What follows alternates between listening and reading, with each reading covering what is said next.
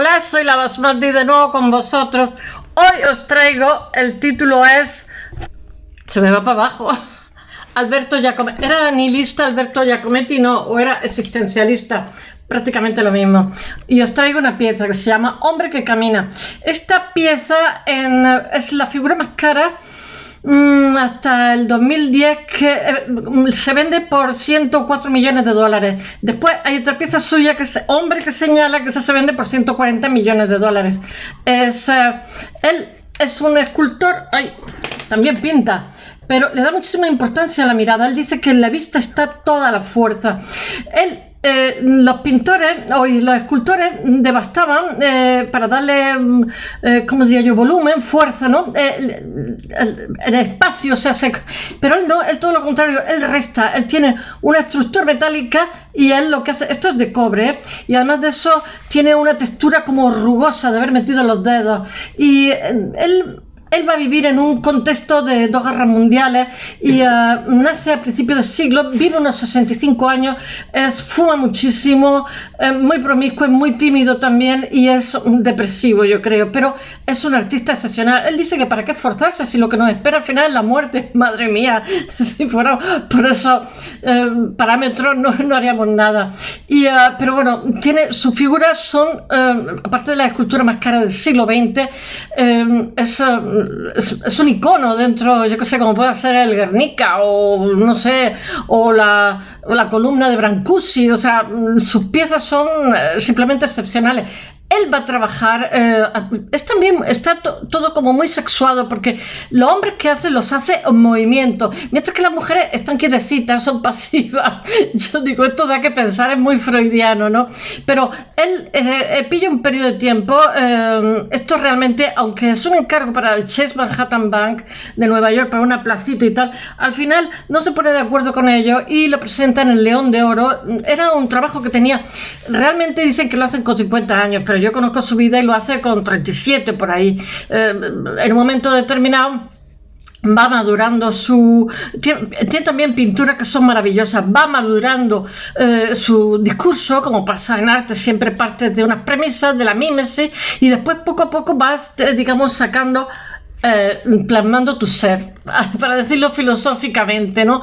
Y él, lo que pasa es que a raíz del encargo de Chase Manhattan Bank, él saca esta pieza que después presenta, no llega a hacerla para Nueva York, pero la presenta en la Bienal de Venecia y le dan el del León de Oro. Él va a tardar tiempo en ser consagrado, es aproximadamente en los años 50, y bueno, a partir de entonces lo que pasa es que él trabajaba en 40 metros cuadrados, lo he puesto en el blog, más cutre, más sucio, todo más terrible. Él tiene un biógrafo norteamericano, no he leído la biografía, pero he leído parte de la biografía, he leído muchísimas cosas de él, porque ya sabéis que yo vengo de la escultura, mi formación es de escultora, y bueno, pues francamente Giacometti es un pilar del siglo XX, un pilar del arte. Y bueno, he estado leyendo este señor y habla de su hermano, él está casado durante una temporada, es que no me acuerdo del nombre de la mujer, y es una época que está muy estable emocionalmente, pero era también muy enamoradizo. Él dice también, habla de las prostitutas, las enaltece, las enaltece en su obra. Estaba así un poco enamorado de Caroline, que era una prostituta que llevaba un descapotable rojo que se le había regalado un pretendiente, y por visto era muy guapa y tal, y a ella la va a plasmar también. Él dice que ella da más de lo que se les paga. Yo también estoy de acuerdo, en fin, me parece gente buenísima en unas situaciones terribles, y que bueno, ojalá no hubiera, francamente, porque hay muchísima gente que te dice que no, que es que lo hace porque quiere. Vale, por favor. En fin, corramos un tupido velo. Giacometti, perdón, que pensaba que se había cortado. Bueno, voy a hablaros de esta pieza, voy a hablaros mientras de las cosas que me acuerde también de Giacometti, porque es yo que sé, Brancusi, Giacometti, Noguchi, Rodin, para mí son alfa y omega, y hablaré de ellos montones de veces porque son mis maestros, por decirlo de alguna forma. Giacometti tuvo estudió en varios sitios, él es suizo, ya sabéis que en Suiza se hablan varios idiomas, me parece que 4, y él tiene apellido italiano, me imagino que sería del Ticino, no lo sé. Ahora os contaré un poquitín su biografía, pero solamente un poquitín. Él va a coincidir, él estudia en 2 escuelas de arte diferentes en Suiza. Él es hijo de un pintor expresionista. Su padrino también, su padre era expresionista, era pintor y vivía de eso, de la pintura, y su padrino también es artista. Él crece en un ambiente de artista, pero sobre todo van a incidir, vamos, él lo cuenta, van a coincidir varias cosas. Una de ellas es que él viaja a Italia con su padre, hace un viaje a Italia y le impacta muchísimo Giotto y me parece que Veronese, y le impacta también Cézanne, y no me acuerdo, y uno que es ruso, hay que ver, hoy estoy espesa con la memoria, que conoce. Después en Venecia también, o sea, le impacta determinado artista. Él va a pillar, después de estudiar, no le he acabado de decir, después de estudiar en Suiza, se va aproximadamente en el 1922, se instala en París, en el París de Montparnasse, que está en todo lo suyo. Entonces ahí se hace amigo, yo qué sé, de Picasso, que después abominaba de él, decía que había que detenerlo y encarcelarlo por cafre, que era un cafre, yo qué sé, se hace amigo de los más grandes. Pero después él va a estar, primero va a ser cubista, después va a ser surrealista, pero en un momento determinado André Breton lo expulsa afuera, y después va a tener un fuerte impacto, va evolucionando, un fuerte impacto con el existencialismo. Se hace íntimo amigo de Jean-Paul Sartre y de Camus, que dicen los que tenía madre de Almería, el extranjero, madre andaluza. Y bueno, entonces yo pienso que esta figura de la que os voy a hablar hoy tiene, yo qué sé, yo la veo muy, muy existencialista. Por supuesto, la gente dice que es surrealista. No, esto es existencialista puro 100%. Para mí, un hombre entristecido, un hombre... Porque tener en cuenta que después de las 2 guerras mundiales, lo he dicho muchas veces, Europa envejece, y también el monolito occidental de referencia se resquebraja. No sé, después, o sea, el progreso, la ilusión de modernidad de principios del siglo XX, donde la tecnología iba a redimir no sé, el esfuerzo físico del obrero, iba a permitirle pasar muchas horas con su familia y tener una vida más digna y tal, pues todo eso se destruye, porque sociedades como la alemana, sociedades que son muy desarrolladas, lo que desarrollan también es una tecnología militar muy sádica y a la vez una doble moral con las matanzas, etcétera. Y entonces todo eso, el siglo XX, tener en cuenta que el siglo XX no solamente son el Holocausto, que como hay tantos judíos metidos en los medios de comunicación, pues se ha publicitado mucho, me parece muy bien, de verdad, pero hay diferentes genocidios que son terribles, y entonces realmente la conclusión es que esa ilusión de modernidad lo único que trasciende, o sea, que el hombre con más formación iba a ser más ético, el hombre con más formación lo que acaba siendo es más sádico. Y después de la Segunda Guerra Mundial, los artistas abominan un poco de esa tradición intelectual, tecnológica y tal, que lo único que ha traído ha sido millones de muertos, ¿no? Y eso se traduce en arte, en el expresionismo abstracto de los americanos, de los norteamericanos, en el formalismo de los europeos. No querían referencias de las cavernas prehistóricas, no querían referencias de lo cercano, de lo que era toda nuestra tradición, porque eso había traído solamente desastre. Bueno, y en medio de todo este contexto está nuestro Giacometti, que es existencialista. Entonces es el nihilismo 100%, o sea, ¿para qué molestarnos si lo que nos espera es la muerte? Todo lo que tenemos es desastre, todo lo que tenemos es tristeza, todo lo que tenemos es pena y tal, pero es que también él está en un contexto donde las sociedades europeas se están reconstruyendo y bueno, pues es un contexto donde todo el mundo ha perdido algún familiar, le han destruido algo, ha habido muchísimas ruinas, etcétera, etcétera, y bueno, y las vibraciones de la sociedad pues son desastrosas, o sea, son tristeza, tristeza, pena, pena, y bueno, pues él dice, Jean-Paul Sartre dice que Él es el existencialista, Giacometti es el existencialista perfecto, porque, porque dice que está en medio entre el ser y la nada. Bueno, voy a ver si os cuento un poco, porque esto ha sido la introducción que se me está haciendo más larga de la cuenta, aquí las digresiones. Bueno, os voy a hablar de la pieza que he elegido, que siempre es una excusa para hablaros del artista y para hablar del contexto. Bueno, no es una excusa, es algo más. Bueno, Giacometti es pintor, escultor, pero más escultor que pintor. Él dice que no le gusta la escultura de la manera clásica, tipo, yo qué sé, pues Miguel Ángel, etcétera, etcétera, porque realmente eso es pintura. Entonces, él reivindica como buen vanguardista que expresas tu discurso propio, ¿no? Y por eso tiene esa textura tan machambrada, en fin.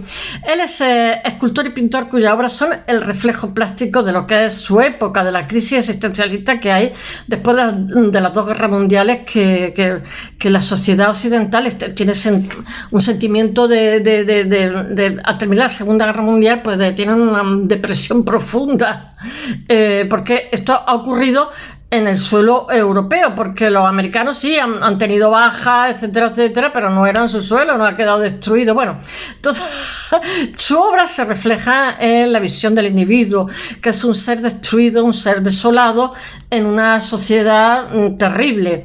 Voy a ver si os leo un poquito, porque como no me parece que hoy no puedo leeros, porque estas gafas tienen menos dioptría. Iba a leeros trozos de cosas. Él es muy buen escritor y escribe cosas, ¿eh? El hombre que camina, que es la pieza de hoy, Walking Man, está realizada, ya sabéis, él ha nacido en 1901 y muere en 1966. Está realizada, aunque dice, pertenece al existencialismo, y bueno, dice que se hace en 1960 en Francia. No, se había hecho en la época madura, se había hecho cuando, eso lo sé yo porque este señor lo he leído bastante, se había hecho con anterioridad cuando él tiene 37 años. Es un bronce que mide 1,80 m, es altísimo, el hombre este delgado, por 26,97 centímetros. Bueno, ahora mismo está en Pittsburgh, en Estados Unidos, en el Museo de Arte, y junto, como he dicho antes, junto al Guernica de Picasso y la columna sin fin de Brancusi, o de Constantin Brancusi, pues está considerado como uno de los iconos del siglo XX. Es totalmente excepcional. Es un hombre delgado, famélico, yo qué sé, y camina hacia adelante. Ya he dicho que las mujeres estamos tan quietas, somos pasivas, estamos sentadas, todas sus piezas de mujeres ensalzan la pasividad, porque para él lo femenino era la pasividad. Dice Jean-Paul Sartre que la escultura no léxica de Giacometti está a mitad camino entre el ser y la nada. Yo me acuerdo del ser y la nada porque es un título de un filósofo, esto es un libro de filosofía que ahí no me acuerdo porque voy a decir un disparate, es que sé quién es el autor, me acuerdo de su cara y sé quién es, pero no me acuerdo de su nombre porque es un nombre alemán. Bueno, Hans-Jörg Gadamer, no me hagáis caso. Bueno, el hombre que camina, dicen que es hecho en 1961, pero no es hecho en 1961, es hecho en los años 40, a través de su delgadez. Lo que pasa es que él no se atreve a ser él hasta que pasa, o sea, no se atreve a mostrar su discurso tal cual hasta que pasan los años. A través de su delgadez se expresa la soledad, la desolación, la fragilidad del individuo y la naturaleza efímera de la existencia humana. A diferencia de otros escultores, Giacometti no devasta, sino que añade arcilla a una estructura metálica para después, ¿cómo se dice?, hacer el vaciado. La pieza, que mide 1,80 m de altura, está fundida en bronce. Y bueno, os voy a hacer una aclaración. Esta pieza está en diferentes sitios, pero es que el concepto de original, no sé si en cada legislación es diferente, pero por ejemplo la legislación española es de 8 piezas, creo, si no ha cambiado. Entonces tú tienes una pieza de 8 piezas y tienes el original. No es el concepto como los cuadros, que hay un cuadro y ya está, no tiene que haber 8 cuadros iguales para que sea. Lo digo porque eso es una cosa que marea mucho a la gente. gente. Bueno, esta pieza la hace después de que él es expulsado del grupo surrealista y además de eso ha fallecido su padre. Tengo textos que he puesto en el blog, pero que no los puedo leer porque estas gafas tienen muy poca graduación, no es que tengan mucha, pero estas tienen nada, 0,75, cosas así, no los puedo leer. Bueno, para simbolizar al individuo modela una persona como filiforme, famélica, totalmente famélica, y esa delgadez que potencia lo que está mostrando es a un individuo desesperado, que es el mismo, yo creo. Transmite fragilidad, pero a la vez determinación, porque el hombre se está moviendo y el hombre está avanzando. Hoy tengo el trípode fatal. Ay, tiene un estilo como muy expresivo y que lo mantiene totalmente alejado de la pintura. Él dice que aunque pinta, su forma de expresarse es la escultura. Y bueno, la escultura la considero surrealista, pero yo la considero existencialista totalmente. Bueno, la idea original surge en 1960, que no es cierto, cuando tiene un encargo de Chase Manhattan Bank de Nueva York, pero después crea varias piezas y entre ellas está El hombre que camina, pero tiene diferencias con los que han encargado, con los comisionistas que dicen los en Sudamérica, pero que en España no existe esa palabra, porque el comisionista es alguien que va a comisión, no es alguien que hace un encargo, que es una traducción del inglés.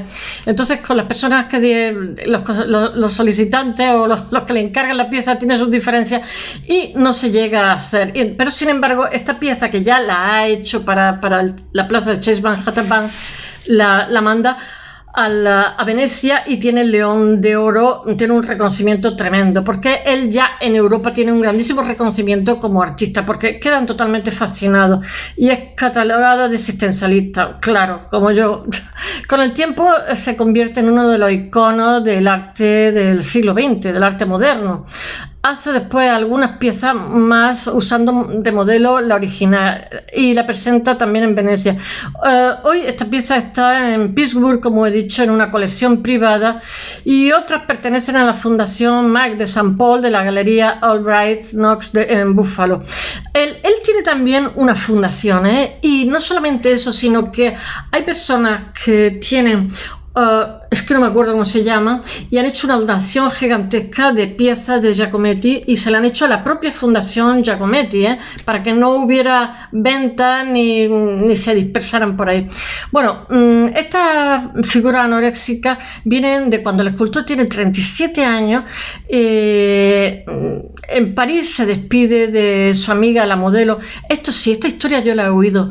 Se despide de una modelo que es amiga suya, que estaba un poco enamorada de ella, que se llama Isabel Lambert. Él era muy enamoradizo y la observa cómo se va alejando, y entonces observa también cómo su figura se va afinando, va desapareciendo, ¿no? Pero también ve cómo cada vez se hace más pequeña, más efímera, pero sin perder la intensidad de la forma de andar. Bueno, ahí tiene claro su objetivo, que es llegar donde llega la figura humana, y empiezan a disolverse sin desaparecer totalmente. Sartre lo define como el artista existencialista perfecto, que está a mitad camino entre el ser y la nada. Os voy a decir una cosa, vamos a ver. Yo he leído, yo sé, porque lo conozco hace bastante, que él va a un cine y está solo en la pantalla de cine. Está, me parece, en la Segunda Guerra Mundial, porque cuando es invadida París, cogen y escapan todos. Y entonces, escapando de París, pasa un avión y mata una fila de personas, de niños, de gente con las que él había estado hablando antes. Conclusión, se da media vuelta y vuelve a su casa otra vez, no escapa de París.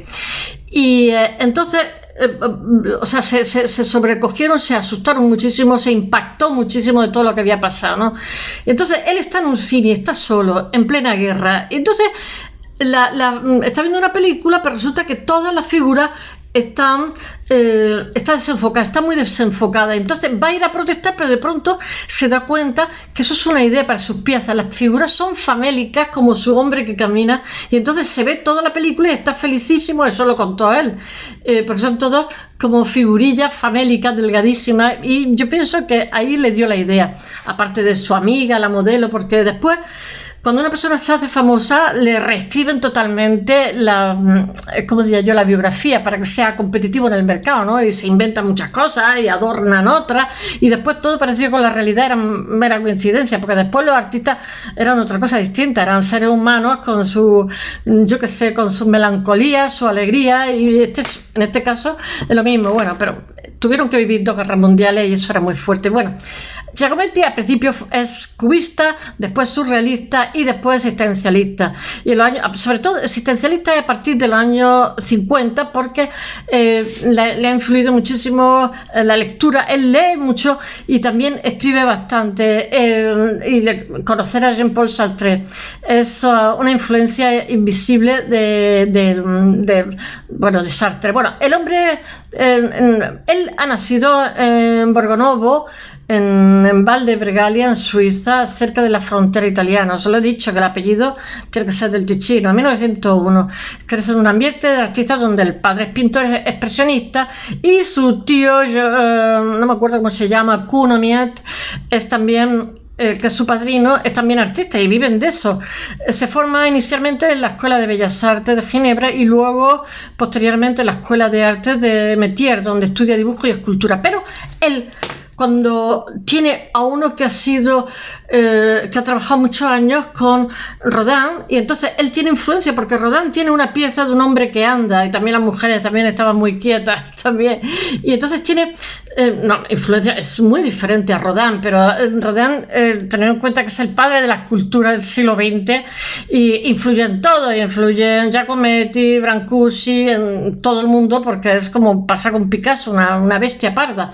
Bueno, en el 1922 se marcha a París para estudiar en la Academia de la Grande Chaumière de Montparnasse, donde tiene como maestro, como he dicho, a un ayudante de Rodin, que es Antoine de Bordel, y junto a su padre realiza un viaje, como he dicho también antes, donde le impacta la obra de Tintoretto y Giotto, sobre todo, y también el arte africano, el arte egipcio y las pinturas de Alexander Archipenko, que conoce, y de Paul Cézanne.